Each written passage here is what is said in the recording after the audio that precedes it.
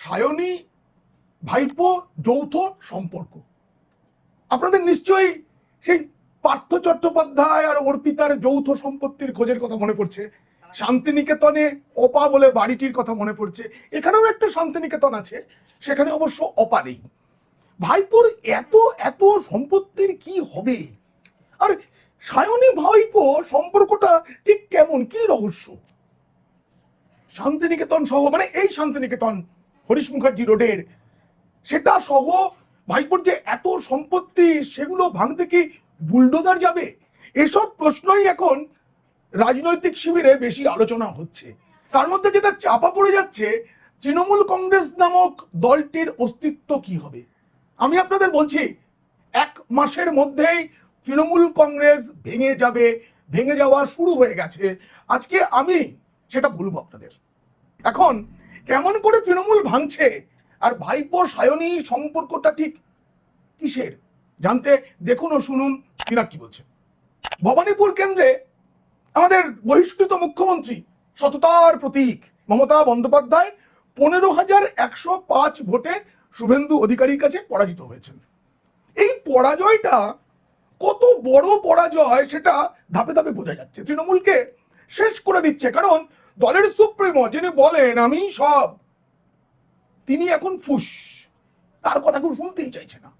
আর ভাইপো বাবু, তিনি, তার কথা সবাই কেন শুনতো? এখন যিনি ফুস হয়ে গেছেন তিনি তার ভাইপো। একই সঙ্গে তার সঙ্গে জেড ক্যাটাগরির নিরাপত্তা, সামনে কনভয়, পেছনে হুটার, এত কিছু ছিল, দাপট, ব্র্যান্ডেড পোশাক, সবাই শুনছে। এখন কেউ শুনছে না কথা। প্রথমে শুরু করলেন কলকাতা পুরসভার 9 নম্বর বোর্ডের চেয়ারপারসন, সেই পদ থেকে ইস্তফা দিলেন দেবলীনা বিশ্বাস। এই দেবলীনা বিশ্বাস ফিরহাদ হাকিমের অতি ঘনিষ্ঠ বলেই জানা যায়, মানে রাজনৈতিক ঘনিষ্ঠতা তাদের রয়েছে।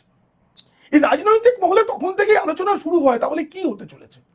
এরপরে আমি আপনাদের জানিয়েছি এবং সেটা মিলবে, ফিরহাদ হাকিম মেয়র পদ ছেড়ে দেবেন, কারণ এত হেনস্থা তার ভালো লাগছে না। ভাইপোর বাড়িতে, পিসির বাড়িতে চিঠি যাচ্ছে, বুলডোজার যাচ্ছে, তার বেরাদারির লোকেরা তিলজলায় সেখানে যাচ্ছে, পুলিশ লাঠি চালাচ্ছে, পুরসভা বিদ্যুতের সংযোগ কেটে দিতে বলছে, জলের লাইন কেটে দিচ্ছে, তিনি কিছুই জানতে পারছেন না। ভাইপোর সাথে অন্য কার কার কোথায় কি সম্পর্ক আছে, বিশাল তালিকা, অনেক নাম, যৌথ সম্পত্তির অনেক নাম। তার মধ্যে সায়নী ঘোষটা জল করছে। আপনারা দেখুন, দমদম এলাকায় তাদের একটা যৌথ সম্পত্তি রয়েছে, 7 ট্যাঙ্কস লেন। যাই হোক, এই যে পরাজয়, তারপরে প্রথমে দেবলীনা বিশ্বাসের এই পদত্যাগ ছিল খুব বড় একটা সিদ্ধান্ত। ববি হাকিম ইতিমধ্যেই মমতা বন্দ্যোপাধ্যায়কে জানিয়ে দিয়েছেন তিনি পুরসভার মেয়র পদে থাকতে চান না। এত হিউমিলিয়েশন তার সহ্য হচ্ছে না, তিনি ছেড়ে দিতে চান। এটাও শুনেছি আক্ষরিক অর্থে, মানে তৃণমূল সূত্রে জেনেছি, মমতা বন্দ্যোপাধ্যায় কেঁদে ফেলেছেন, ববিকে বলেছেন এখনই সিদ্ধান্ত নিস না, আর কটা দিন যাক, আমি বলে দেবো কখন নিতে হবে। কারণ পুরসভার মেয়র পদ থেকে যদি ববি চলে যায়, তারপরে কাকে বসাবেন তিনি? কেউ তো আর কাছের নয়। ভাইপোকেও বসাতে পারবেন না, কারণ ভাইপো কাউন্সিলর নয়। তাকে যে পরে কাউন্সিলর করে নেবেন সে বিশ্বাস নেই। নিজের আসনেই তিনি, মানে 207টা বুথে হেরে গেছেন, প্রচুর বুথে 50টাও ভোট পাননি। কোথা থেকে জেতাবেন তিনি? ভাইপো ডায়মন্ড হারবার মুখও হবে না, আর নয়, অনেক হয়েছে। ফলতার কাণ্ডটাই তো আপনারা দেখলেন। এই যে ফল ঘোষণা হলো, তারপরে ভাইপো একটা বার্তা দিয়েছিলেন যে কোথায় কি ঘটছে আমায় সরাসরি জানান, আমি আমার সাধ্য মতো পাশে দাঁড়াবো। কিন্তু তিনি নিজের পাশেই দাঁড়াতে পারছেন না তো, তিনিই তো সবচেয়ে বড় বিপদে। উনি ভোট পরবর্তী সন্ত্রাসের কথা বলছেন, যেটা তিনি চালাবেন বলেছিলেন। 4 তারিখের পর দেখে নেবো, 4 তারিখের পর দিল্লির বাবা কোথায় যাবে, কেন্দ্রীয় বাহিনী চলে গেলে তোমরা কোথায় থাকবে। পিসি ভাইপো মিলে এই কথাটা বলেই তো ভোট চেয়েছিলেন, ডিজে বাজাবো। এখন ডায়মন্ড হারবার, তার যে সেই গর্বের লোকসভা আসন, যেখানে একটা মডেল তৈরি হয়েছে, তারই মধ্যে পড়ে ফলতা। সেখানে পুনর্নির্বাচনের প্রচারে তার টিকিটই দেখা গেল না, ছায়াও নেই। শেষ দিনে জাহাঙ্গীর খান বললেন আমি ভোটে নেই, আমি ভোট থেকে সরে যাচ্ছি, সারেন্ডার করলেন পুষ্পা। অনেক বড় বড় কথা তো। জাহাঙ্গীর কিসের ভরসায় বলতেন এগুলো? ভাইপোর ভরসায়। ভাইপো কিসের ভরসায় বলতেন? পুলিশের ভরসায়। তো মাথা থেকে পুলিশটা সরে গেছে, সব সরে গেছে। এবং গোটা তৃণমূল দলটা ধসে যেতে চলেছে। একের পর এক নেতা মন্ত্রী যেভাবে গ্রেপ্তার হচ্ছে, তাতে আগামী দিনে তৃণমূল কংগ্রেস দলটা শুধু জেলের মধ্যে থাকবে। আমি আপনাদের বলবো কি কি ঘটেছে, আরো অনেক কিছু ঘটে গেছে। প্রশ্ন উঠেছে সেনাপতির এই ফলতায় অনুপস্থিতির কারণটা কি আমরা জানি, কিন্তু দলের মধ্যেই প্রশ্ন উঠেছে। 4 মের পর তৃণমূলের তরফে বারবার ভোট পরবর্তী সন্ত্রাসের একটা বুলি আওড়ানো হচ্ছে। তারা ভুলে গেছেন 21-এ তারা কি করেছিলেন, কত মানুষকে হত্যা করেছিলেন, কত মানুষকে ঘরছাড়া করেছিলেন, কত মানুষের কাছ থেকে মুচলেখা দিয়ে টাকা আদায় করেছিলেন, ভুলে গেছেন সব। কিন্তু ভাইপো বাবু প্রতিবাদ করেছেন, প্রতিবাদ করেছেন, মানে পিসিমণির ভাষায় প্রতিবাদ। সেটা কোথায়? দলের বৈঠকে অথবা সোশ্যাল মিডিয়ায়, ব্যাস খেলা শেষ। ফলতা কাণ্ডের পরে দলের মধ্যে এখন গুঞ্জন শুরু হয়েছে ভাইপো বাবুর অনুপস্থিতির জন্য, অথবা ভাইপো বাবুই বলেছেন জাহাঙ্গীরকে, সরে দাঁড়া বাবা, আমি কিছু করতে পারবো না, নিজে বাঁচলে বাপের নাম, আমি এখন নিজেকে কি করে বাঁচাবো ভেবে পাচ্ছি না, বিদেশে যাওয়ার উপায়টুকু নেই, আমাকে বিমানবন্দর অব্দি পৌঁছে দেবে কে, আমি তো রাস্তা চিনি না। সত্যিই তো তাই। তিনি তো বিরোধী রাজনীতিটা করেননি, চষে খাননি। ক্ষমতাসীন যখন দল তখন তিনি এসেছিলেন, এসেই তিনি হয়ে গেলেন যুবরাজ। 2019 সালের যখন লোকসভা নির্বাচনে বিজেপি এই রাজ্যে 18টা আসন জিতলো, নিরঙ্কুশ সংখ্যাগরিষ্ঠতা নিয়ে প্রধানমন্ত্রী নরেন্দ্র মোদী দ্বিতীয়বার ক্ষমতায় এলেন, তখন তৃণমূল কিন্তু একটু চ্যালেঞ্জের মুখে পড়েছিল। ভাইপো কিন্তু ছিল না সেই সময়, ভাইপো উধাও হয়ে গিয়েছিলেন, ভাইপোকে দেখা যায়নি, তার ঠিকই পাওয়া যায়নি। পরে তিনি ফিরলেন আইপ্যাককে সঙ্গে করে নিয়ে, এক বগলে আইপ্যাক আর এক বগলে পুলিশ নিয়েই তো তার যত হম্বিতম্বি ছিল, এখন দুটোই নেই, দুটোই সরে গেছে।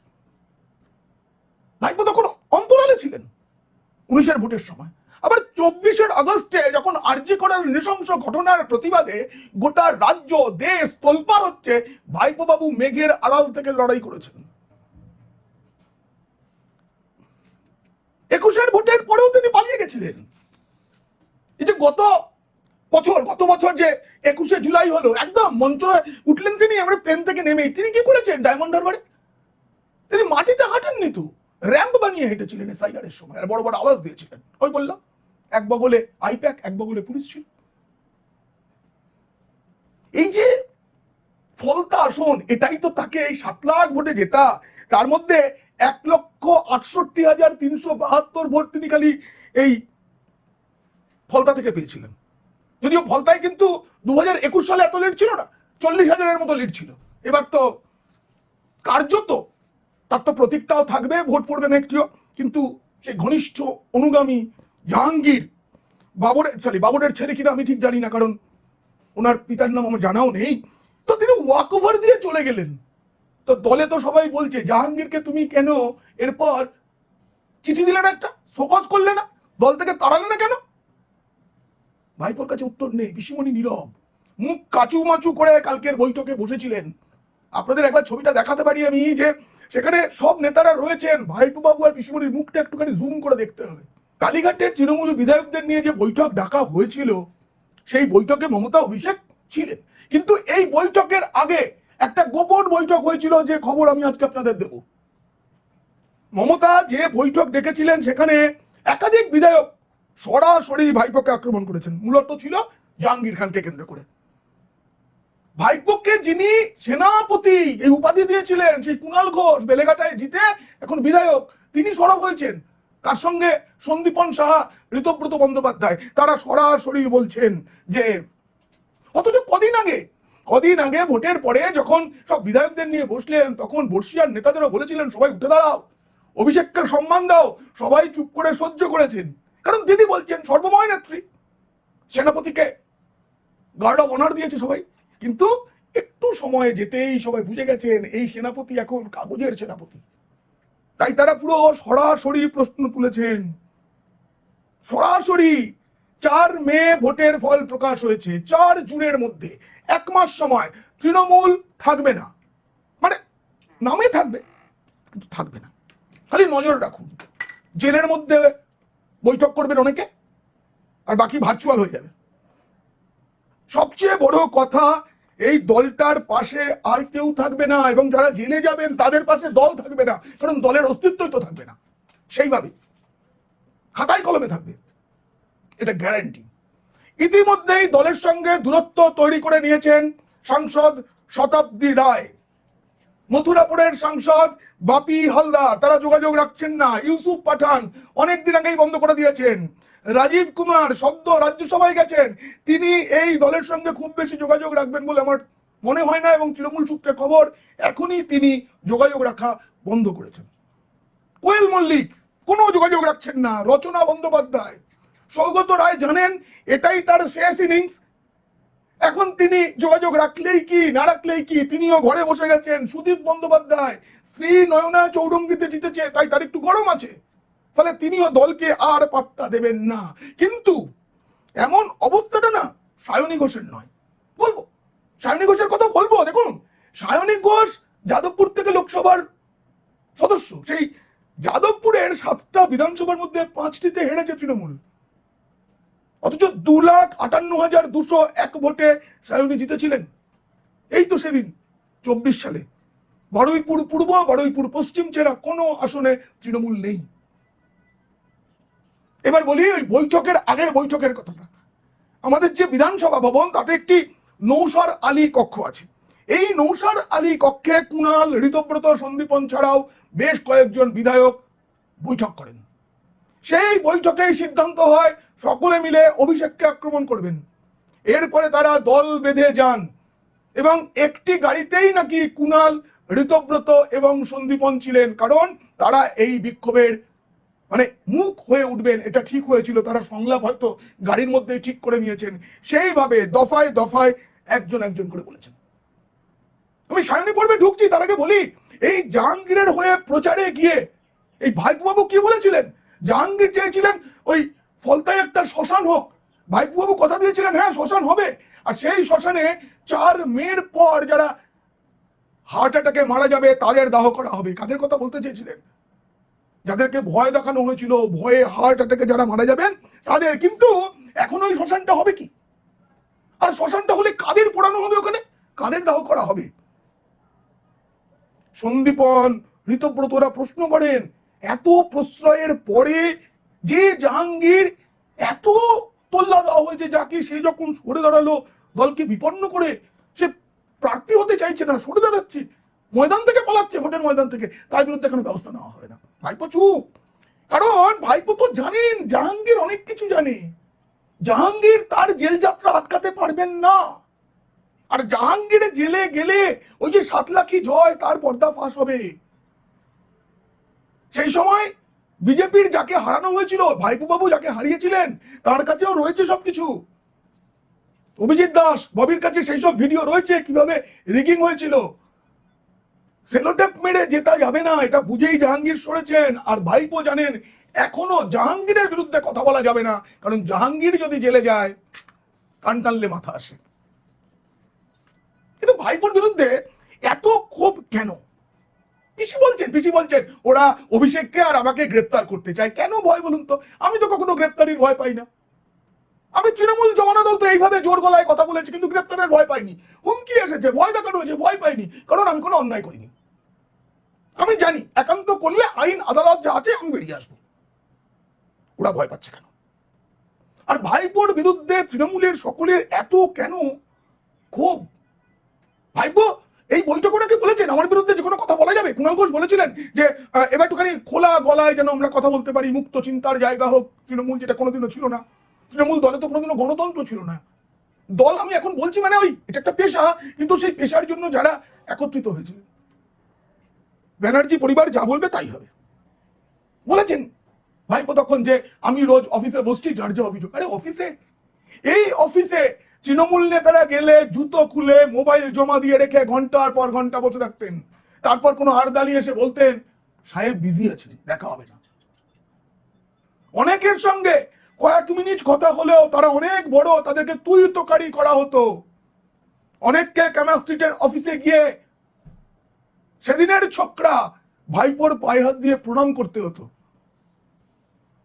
যিনি ভাইপোকে সেনাপতি তকমা দিয়েছেন, তারও একই অবস্থা হয়েছিল একটা সময়ের পর। বাকিদের তো কথাই নেই। কিন্তু তেমনটা নাকি সায়নীর সঙ্গে সম্পর্ক ছিল না। আমি আসছি বিষয়টায়। এই যে এখন যে সম্পত্তির খোঁজ পাওয়া গেছে, সেটা দমদম এলাকার 7 ট্যাঙ্ক লেনে, এটা ঠিক উত্তর দমদম সিথি এই গোটা যে এলাকা তার মধ্যে একটা জায়গা। ভাইপো শিবিরের দাবি এটা অন্য সায়নী। অভিষেকটাও কি অন্য? না, তারা এটা বলছেন না, এখনই বলছেন না অভিষেকটা অন্য কিনা, অন্য সায়নী সে হতে পারে, কিন্তু সম্পত্তিটা তো সত্যির, এটা তো একদম পুরসভা জানিয়েছে। দেখা যাক, তদন্ত শুরু হলে মিল্ক কা মিল্ক, ওয়াটার কা ওয়াটার হয়ে যাবে। কিন্তু তার আগে এই সায়নীর সঙ্গে ভাইপোর কি সম্পর্ক, এটা এখন তৃণমূলের সবসময়ের আলোচনা। যে নেতার সাথে কথা হচ্ছে তারাই নানা কিছু বলছে। এখন 2021-এর 5ই জুন সর্বভারতীয় তৃণমূল কংগ্রেসের সর্বভারতীয় সভাপতির না সাধারণ সম্পাদকের পদটা পান ভাইপো।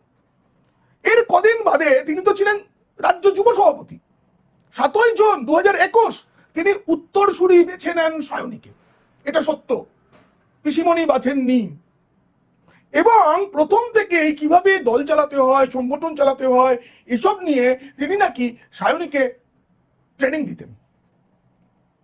এমন কোচিং তিনি তৃণমূলের আর কোন নেতাকে দিয়েছেন বলে শোনা যায়নি। সায়নী এ নিয়ে প্রকাশ্যে কৃতজ্ঞতা প্রকাশ করেছেন। এই তো কদিন আগে ভোটের সময় কোনো একটা চ্যানেলে দেখলাম সায়নীর ইন্টারভিউ চলছে, সেখানে তিনি সব বলছেন নানা নেতার নাম, লোকসভায় রাজ্যসভায় কারো ভালো বক্তা। যেই অভিষেকের নামটা উঠলো, আরে গাল ভরা হাসি, এবং হাসিতে দাঁতগুলো ওই ঠোঁট এটো হয়ে যাবার জোগাড়। আর সম্পর্ক দেখুন, আমি বলছি শোভন বৈশাখীর মতো সম্পর্ক নয়, এটা গ্যারান্টি। ওরকম সম্পর্ক ভাইপোর সাথে কারো হতে পারে না। তৃণমূলে দেখুন অনেক নেতাকে নিয়ে ছানবিন করলে অনেক সায়নী, অনেক বৈশাখীর খোঁজ পাওয়া যাবে, কোনো রহস্যের কিনারা পাওয়া যাবে না। আসলে না, ওই একটা মজার কবিতা আছে, সব পাখিতেই মাছ মেরে খায়, মাছরাঙাটাই কলঙ্কিনী। সবাই মদন মিত্রের দিকে তাকান। ভাইপো সম্পর্কে এরকম না অনেক কথা শোনা যায়, মানে ওই আমাদের বহিষ্কৃত মুখ্যমন্ত্রী তথা সততার প্রতীক নিজেকে নিজে বলতেন, তিনি এসব যে জানতেন না তা কিন্তু নয়। আমি কোনোদিনই তৃণমূল বিটের রিপোর্টার ছিলাম না, 2-1 গেছি আগের প্রথম দিকে, তাও ক্ষমতায় আসার পর নয়, বরং বিজেপি বিটের রিপোর্টার হওয়ায় অনেক তৃণমূল নেতা আমাকে যেচে ফোন করতেন, এটা ঘটনা, এখনো করেন। সেনাপতি সম্পর্কে তাদের মূল্যায়ন হলো তিনি এসবে অভ্যস্ত, ভেঙে বলছি না, তিনি এসবে অভ্যস্ত। একাধিক সম্পর্কের কথা শুনেছি, তারা বলছেন এক বিখ্যাত সাংসদের কন্যার সংসার নাকি ভেঙে গিয়েছিল এইসব কারণে। নাম বলছি না, কারণ তাতে সম্মানহানি ঘটে। এবার বলছি আমি, দেখুন একটা কথাই বারবার বলছি, এগুলো আমার সব শোনা কথা, আমার শোনা কথা আমি আপনাদের শোনাচ্ছি, বিশ্বাস করা না করা আপনাদের বিষয়। কিন্তু আমি শুনেছি তৃণমূল নেতাদের কাছ থেকে, যারা পিসি ভাইপো দুই শিবিরকেই ব্যালেন্স করে চলতেন, তারা যে এখন বলছেন তা কিন্তু নয়, এটা অনেক আগে থাকতেই শোনা। এসবের কারণেই নাকি স্ত্রীর সঙ্গে সম্পর্ক একেবারে তলানিতে। গত কালী পুজোর সময় আপনারা পারলে ফেসবুকে একটু পেছন দিকে গিয়ে দেখবেন, সন্তানেরা আছেন কিন্তু স্ত্রী পাশে নেই।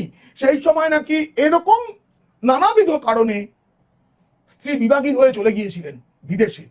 সততার প্রতীক অনেক বলে কয়ে বুঝিয়ে তারপরে একটু মিটমাট করিয়ে বাড়িতে ফিরিয়ে আনেন, কারণ এসব কেলেঙ্কারি রাজনীতিতে প্রভাব ফেলতে পারে।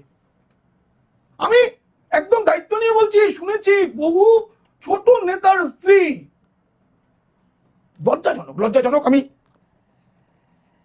অনেক সম্পর্ক, অনেক কিছু সব ঢাকা দেওয়া হয়েছে খালি রাজনীতিতে যাতে প্রভাব না পড়ে। আর বললাম, এক বগলে আইপ্যাক, এক বগলে পুলিশ, মাথার উপরে পিসিমণির হাত, এর জোরেই তো যা যা করতেন সব কাজ এই জোরেই। কিন্তু এখন তো কিছু হবার নেই। এখন পিসি ভাইপোর ঘরে আছে শুধু অন্ধকার, মুখোমুখি বসিবার পুরসভার নোটিশ। এই প্রতিবেদন কেমন লাগলো জানিয়ে অবশ্যই মন্তব্য করবেন। ভালো লাগলে বন্ধুদের, খারাপ লাগলে শত্রুদের শেয়ার করবেন। আপনারা খুব ভালো থাকবেন।